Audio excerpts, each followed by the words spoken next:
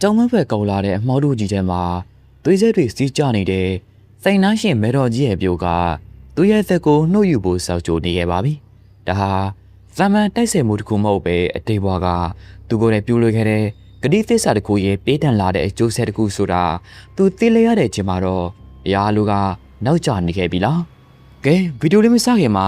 channel လေးကို support ပေးချင်နေဆိုတော့ like တစ်ချက်နှိပ်ပြီးတော့ subscribe မလုပ်ရသေးလဲလုပ်ပေးခဲ့ကြဖို့တောင်းဆိုလိုက်ချင်ပါတယ်ဗျာ။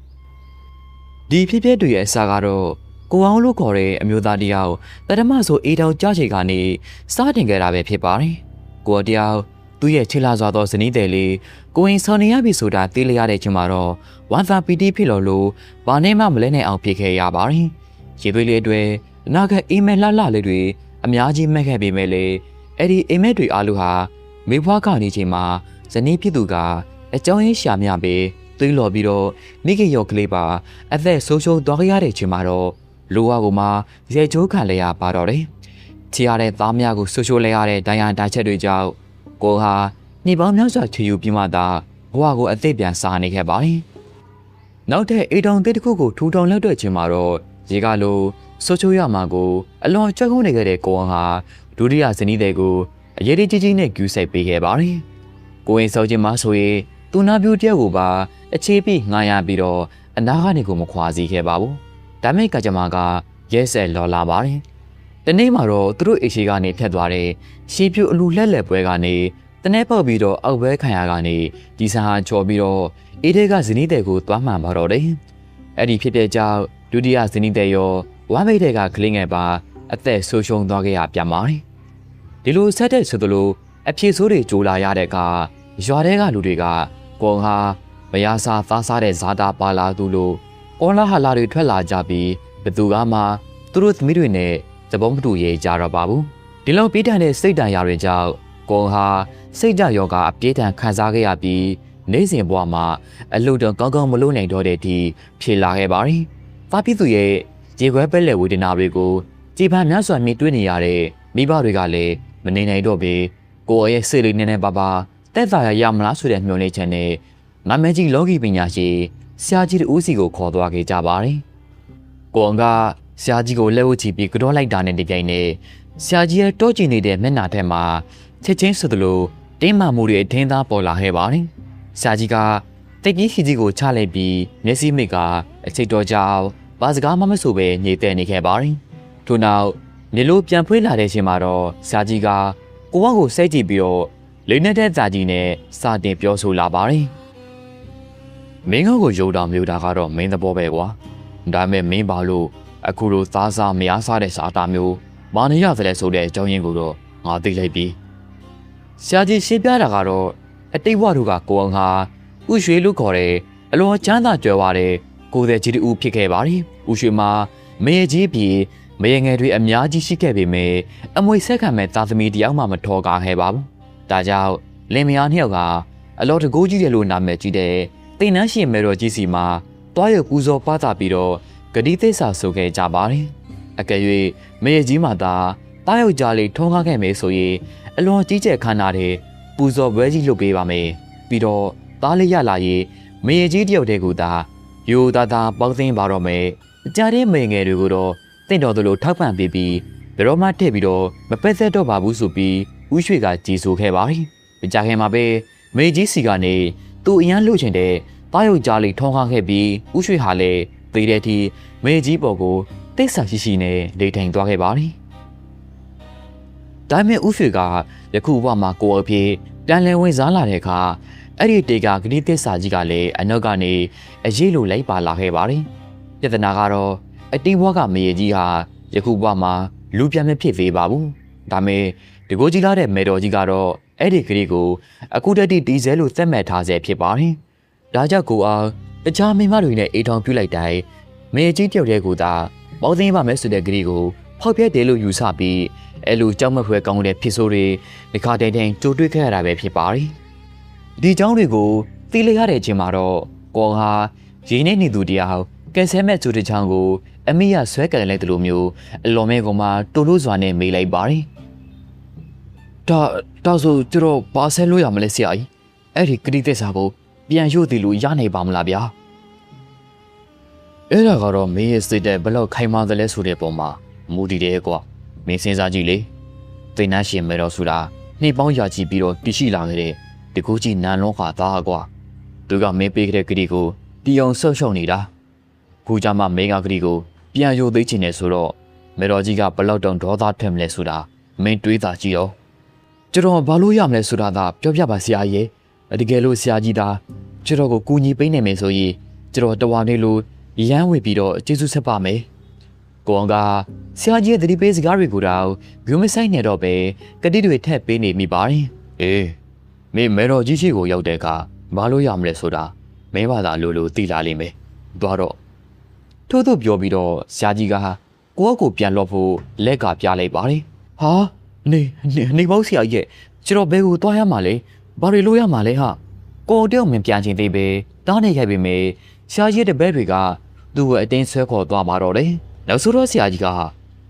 ဒီညမင်းမသာတိလာလိမ့်မယ်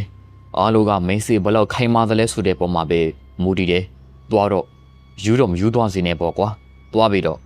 ငါနဲ့မင်းနဲ့ပြောစရာကိစ္စပြစ်ပြီးပြည့်သားပြောလိုက်ပါတယ်ကိုတယောက်အတိဘွားကကိစ္စတွေဟာတကယ်ဟုတ်မဟုတ်မသိပေမဲ့လေသူ့မှာတခြားရွေးချယ်စရာလမ်းမရှိတော့ပါဘူးအိမ်ပြန်ရောက်တာနဲ့ကိုလည်းသတ်စေပြီးတော့အခန်းမှောက်ထက်မှာမလိုကြီးပြူကတစိုးတရားကိုစောင့်မျှော်နေခဲ့ပါတယ်ညနေတက်တီဘာမှမထူးခြားလာတဲ့အတွက်နောက်ဆုံးမှာတော့ပေပန်းနွမ်းနေမှုတွေကြောင့်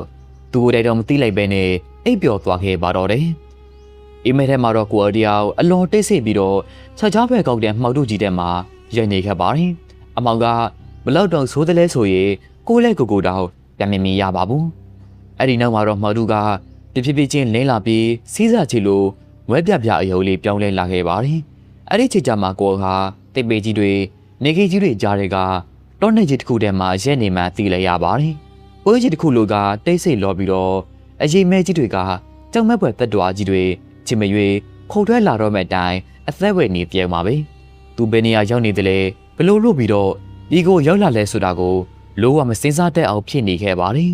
ထိုစဉ်မှာပဲသူရှိမှာမမက်ကြီးရက်တည်နေတဲ့အေယာမသိပ်ပေကြီးတပေကိုတတိထားမိလိုက်ပါတယ်ဘာကများသူ့ကိုဆွဲဆောင်သွားလဲမသိပေမဲ့ကိုဟာသိပ်ပေကြီးနာကိုတဖြည်းဖြည်းတိုးကဲ့သွားပြီးသိပ်ပေကြီးရဲ့ပင်စီကိုလက်နဲ့ဆက်ဖက်ကြည့်လိုက်ပါတယ်သူကောက်ထဲမှာဒါဟာတောဆောက်တင်နှန်းရှိသူနေတဲ့သိပ်ပေကြီးပဲဆိုတဲ့တီတခုရိုးတရက်ဝင်လာခဲ့ပါတယ်ချက်ချင်းဆိုသလိုပဲပိုးချစ်တစ်ခုလိုရဲ့လေတူကရေခဲလိုအေးဆက်သွားခဲ့ပါတယ်ကိုအောင်တကိုလိုချတုံသွားပြီးတိတ်ပိတ်ကိုထိထားတဲ့သူ့ရဲ့လက်ပွားမှာစိတ်ကက်ကက်အရေးတစ်ခုကိုခံစားလိုက်ရပါတယ်အစာကတော့သိစေးတွေလို့ထည့်ခဲ့ပေမဲ့လက်ကိုနှာခေါင်းသားကပ်ပြီးတော့နားစီးလိုက်တဲ့ချိန်မှာတော့ပြေးထန်လာတဲ့သွင်းကြီးနဲ့ကြီးကြောင့်ကိုရဲ့ရင်ထဲတိတ်တိတ်ခုန်သွားပြီးတော့နှလုံးသားတစ်ခုလိုမြေကြီးပေါ်ကိုပြုတ်ကျသွားသလိုခံစားလိုက်ရပါတယ်။"သွေးတွေပါလား။အထိတ်တလန့်အော်ဟိလိုက်ပြီးတော့လက်ကိုရိုးတရက်ဆွဲပယ်လိုက်ပါတယ်။သူ့ရဲ့ခြေထောက်တွေဟာလိုဝအားမရှိတော့ပဲတိပိကြီးရဲ့အောက်ချိန်မှာပဲအယုတ်ကျိုးပြဲခွေကျသွားပါတော့တယ်။ကြောက်လက်တကြားနဲ့လက်ကသွေးတွေကိုအကြီးနဲ့ပေါ်တော့နေရင်တတိလော်နီမှာဖြစ်နေချင်းမှာပဲမေလိုတော့ကနေအရေးတစ်ခုကိုရုတ်တရက်မြင်လိုက်ရပါတယ်။အဲ့ဒါကတော့အမျိုးသမီးတယောက်ဝစ်စိတ်ထားတဲ့ထမိန်စပါပဲ။ထမိန်အောက်ကပုံနေတဲ့ခြေထောက်တွေကမိခိုရောင်သန်းနေပြီးသွေးခွက်တွေအညစ်အကြေးတွေနဲ့ပိတ်ပွားနေခဲ့ပါတယ်။ကိုအောင်ကအောက်ကနေအပေါ်ကိုတဖြည်းဖြည်းချင်းမောကြည့်လိုက်တဲ့အခါမှာတော့ဟောင်းနှွမ်းစိုးပြည့်နေတဲ့ရှေးအောင်မြမဝစ်ဆိုကိုဝစ်ဆင်ထားတဲ့မျိုးသမီးတယောက်ရဲ့ခန္ဓာကိုယ်ကိုတွေ့လိုက်ရပါတယ်။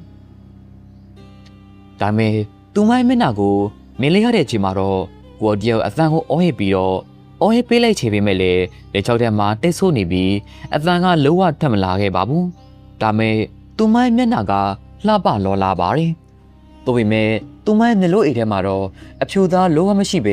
အနက်ရောက်အဆက်ပြောက်လေးတွေသာရှိနေခဲ့ပါတယ်။ဖြိုးနေတဲ့မျက်နှာပြေပေါ်မှာအနက်ရောက်သွေးကြောကြီးတွေကအထင်းသားပေါ်ထွက်နေပြီးပုံပန်းကျလာတဲ့နှကန်းဆုပ်ကလည်းမိသွေးလိုမဲနဲ့နေကအပြိုးဆိုတဲ့အေးရောင်တောင်မရှိပါဘူး။ကိုယ်တရားအကြောက်တရားကနေမြို့ထွက်နိုင်သေးခင်မှာပဲအဲ့ဒီမြို့သမီးရဲ့ခါတာကိုကြီးကတဖြည်းဖြည်းချင်းရှည်ထွက်လာပြီးအပေါ်ကိုမြင့်တက်သွားခဲ့ပါတယ်။အဲ့ဒီနောက်မှာတော့ကိုရဲ့မျက်နှာနဲ့တံတားနဲ့ဖြစ်သွားတဲ့အထိအောက်ကိုဖြည်းဖြည်းချင်းငိုးချလာခဲ့ပါတယ်။သူမရဲ့ကြောက်မက်ဖွယ်မျက်လုံးတွေထဲကရက်ဆက်အေးဆဲလာတဲ့ကြည့်တွေကြောင့်ကိုရဲ့နှလုံးသားတစ်ခုလိုအေးခဲသွားပြီးတော့တကူလိုတစ်ဆက်ဆက်တူရီနေပါတော့တယ်။ ချိုင်းလာတဲ့ရာသီဥတုဆိုပေမဲ့ကိုဒီကိုလိုမှာသူပြတ်မတဲ့ချွေးအေးတွေရွှဲနေနေခဲ့ပါတယ်ကိုစိတ်ငဲ့သွားသလိုခံစားနေရပြီးထွက်ပြေးချပေမဲ့လည်းလက်ပြားချီကားလိုက်တော့လှူလို့မရအောင်အစွမ်းထက်လာတဲ့ဂါထာမတ်တာတကူနဲ့ဖမ်းချုပ်ခံထားရသလိုဖြစ်နေခဲ့ပါတယ်ဒီလောက်ကြောက်မက်ဖွယ်ကောင်းတဲ့မျိုးသမီးဟာဆရာကြီးပြောခဲ့တဲ့သိနှန်းရှင်မေတော်ကြီးဆိုတာယုံမှန်းတန်တရားဖြစ်เสียမရှိတော့ပါဘူးမေတော်ကြီးရဲ့အမိုးတရားပြီးအပြစ်ပါနေတဲ့အကြီးတွေကကိုရဲ့ဝိညာဉ်ကိုပါဆွဲထုတ်နေတယ်လို့ခံစားရပေမဲ့ကိုအောင်ကတော့လိုဝအဖေမခံနိုင်ပါဘူးလူဆိုတာအကြောက်တရားရဲ့ထုတ်တဲ့ကိုရောက်ရှိသွားပြီးနောက်ဆိုစရာလမ်းမရှိတော့တဲ့အခါအဲ့ဒီကြောက်တရားကပဲတက်တိတွေပြေပြောင်းလဲသွားတတ်ပါတယ်ကိုအောင်ဟာတိတ်ဆိုးနေတဲ့လက်ချောင်းကိုအတင်းအယူရှေ့ထုတ်လိုက်ပြီးသူပြောချင်တဲ့စကားကိုထွက်လာအောင်အသာကိုညှိထုတ်လိုက်ပါတယ်ကျွန်တော်ရဲ့ဂတိသစ္စာတွေကိုပြန်ပြီးတော့ယူသေးပါတယ်ဗျာအကျုပ်တရားကြောင့်ကိုအောင်ရဲ့တာတွေကတူရီပြီးတော့ပြက်တောင်းဖြေနေခဲ့ပါတယ်ဒါမဲ့တေကသူဖြတ်သန်ခဲ့ရတဲ့ချေရသူတွေကိုဆိုချိုခဲ့ရတဲ့နာကျင်မှုတွေကိုပြန်တွေးမိလိုက်တဲ့အခါသူ့ရဲ့စက်တိတွေကပုံမပြေးထန်လာခဲ့ပါတယ်တင်နှရှင်မေတော်ကြီးကတော့ကိုအောင်ကိုအတန်တိတ်စိတ်ကြည့်နေစေပ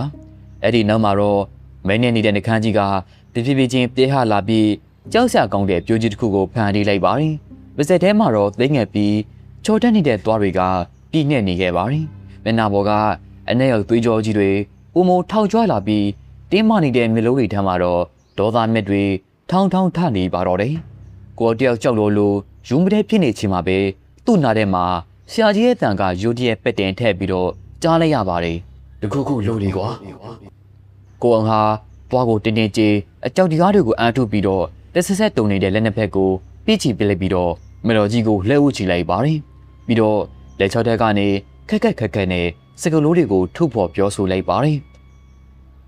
အတိတ်ဘွားကနေယနေ့အခြေထိမေတော်ကြီးပေါ်မှာကျွန်တော်ထားရှိခဲ့မှုတဲ့ဂတိသစ္စာတွေအားလုံးကိုဒီနေရာမှာတင်ပြန်လဲယူသိခွင့်ပြုပါဗျာဒီလိုပြောပြတဲ့အချိန်မှာကိုဟာနောက်ဆက်ပြောမဲ့စကားတွေတွေအားမွေးဖို့ခဏရက်လိုက်ပါတယ်ဒါပေမဲ့အဲ့ဒီချိန်မှာပဲမေတော်ကြီးဟာ